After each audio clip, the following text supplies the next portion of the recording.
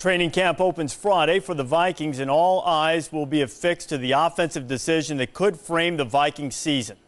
Oklahoma rookie Phil Loadholt tries to unseat Ryan Cook at right tackle.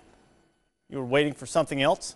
Well, at least poor old Ryan Cook has a fighting chance. Tavares Jackson and Sage Rosenfels are at the mercy of Brett Favre's watch. American sporting public held hostage day. Well, I've stopped counting by now. Joining us now is Rachel Nichols, Hattiesburg, Mississippi's own Rachel Nichols. And Rachel, at least she is by now. Rachel, what's the latest on the Favre saga?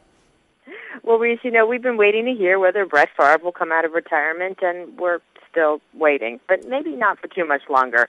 You mentioned training camp. The players actually are supposed to report on Thursday, and Favre's agent, Buzz Cook, told me he expects a decision from Favre at the beginning or middle of this week.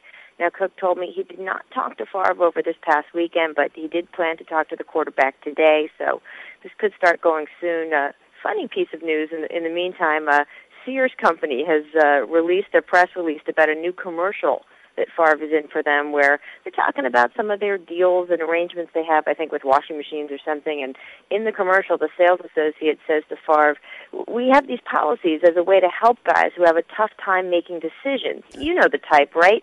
And in the commercial, Favre apparently replies, "Yeah, I hate those guys." Well, the Vikings are waiting, and that's what's coming from Favre's side with a little endorsement deal on the side. Well, what are the Minnesota people saying right now? I've talked to some of the players over the last week or so, and there are definitely guys who are excited about the idea. Brett Favre want him to come. In fact, there's some guys who have been calling or texting Brett Favre, encouraging him to make this decision and come. There's definitely a restlessness among some players saying, hey, why hasn't he made this decision already? If he knows, why can't he tell us? That kind of thing. But I did ask a couple of those guys, even a few who were getting a little more frustrated, hey, is he damaging relationships here by not making this decision already? And one of the players said to me, no, he said, look, relationships aren't damaged until training camp comes. If this thing drags into training camp, then it's going to be a problem. But so far, Favre said that won't happen. We'll just have to wait and see.